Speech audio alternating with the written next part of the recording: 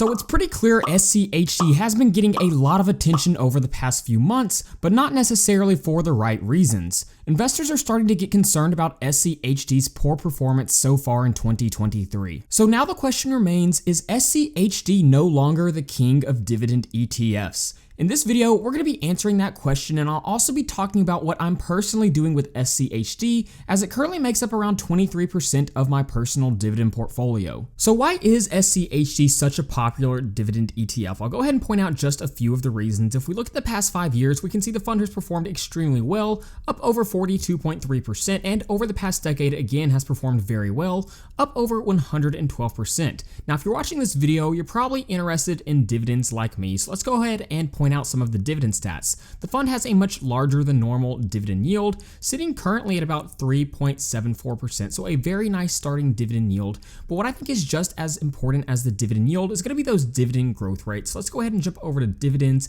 click on dividend growth, and you can see this fund has done very well at increasing the amount it pays in dividends every single year. If we look at this dividend scorecard, we can see the 3-year compounded annual dividend growth rate sitting at 13.3%, the 5-year sitting at 15.5%, and the 10-year sitting at 11.72%. So that is extremely good dividend growth. Those dividend payments are increasing year after year. And if we look at the dividend history and look at this visualized, we can see in 2013, the fund was paying out about 20 cents per share quarterly. Jump forward to the most recent dividend payment, and that was 60 cents per share quarterly. So it has 3x'd in just a 10-year period. So that is phenomenal dividend growth. And during 2022, we saw a huge bear market where the S&P 500 dropped about 18 to 19%. But during that time period, SCHD only dropped 3.23%, meaning it way outperformed the market during a bear market, another huge benefit for SCHD. Now, the big concern a lot of investors have right now with SCHD is year to date, it's getting beat pretty bad by the S&P 500. We can see SCHD is down about 6.5%,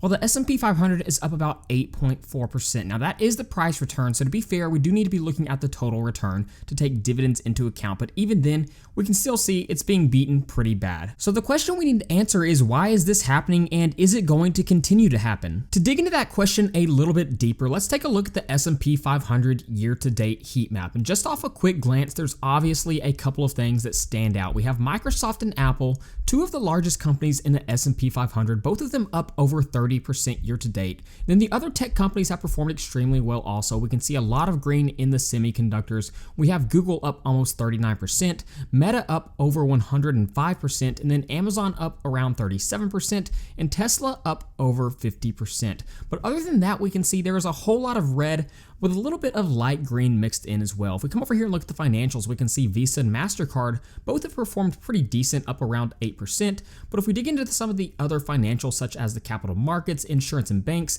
there is a whole lot of red. The financial markets have really been hurt pretty bad. The same is true for healthcare, and the other industries are kind of mixed with a red and green. So how does all this information relate to the question that we need to answer? Well, if we look at the S&P 500's top holdings, we can see technology makes up around 27 to 28% of the S&P 500. So obviously they have been a huge beneficiary of the run up in the share prices from these companies that we've seen right here. But if we look at SCHD's top holdings, we can see technology only sitting at around 12.66%. So the first reason for SCHD's slight underperformance is going to be of its lack of exposure to the technology markets, while the S&P 500 has quite a bit of exposure to it. But that actually brings about a new question, because if we look at the past 5 years, again, SCHD has been right on track with the S&P 500 for the most part, except for the past couple of months where we can see it's kind of dipped off while the S&P 500 has gone up. So I believe the question we need to answer now is, will the underperformance with SCHD continue? SCHD has been every bit as good as the S&P 500 over the past decade, if not better. So what has changed over the past few months? And this is where we need to point out that every year in the month of March, SCHD undergoes what is called reconstitution. This is basically where the fund adds and removes different stocks within its holdings. And in my opinion, this is where things get interesting. Let's again look at the current allocation by sector for SCHD and then compare it to the allocation by sector for SCHD back in 2015. Right off the bat, you can see there are some pretty big differences. In 2015, healthcare and technology both made up over 20% of the holdings for SCHD. In my opinion, this probably helped SCHD stay on track with the S&P 500 500 while simultaneously providing phenomenal dividend growth. So my current concern with SCHD is that the fund's current allocation may slightly prohibit its ability to see share price appreciation and increase dividend payouts at the rate we've seen over the past 10 years. I created a spreadsheet with all 104 of the total holdings for SCHD to dig into this a little bit deeper, and one of the things that I found about this is that around 54 of the total holdings for SCHD had dividend yields of over 4%. Now, this isn't necessarily a bad thing, but a lot of the times when you see really high starting dividend yields, those companies will have lower dividend growth rates, and this is one of my problems with SCHD at the moment. Take a company like Verizon, for example. Verizon has a nice starting dividend yield sitting at around 7.2%, but if we jump over to Seeking Alpha, click on dividends and look at dividend growth, we can see that the 3-year dividend growth rate for Verizon sitting at around 2%, 5-year sitting at around 2%, and the 10-year sitting at 2.4%.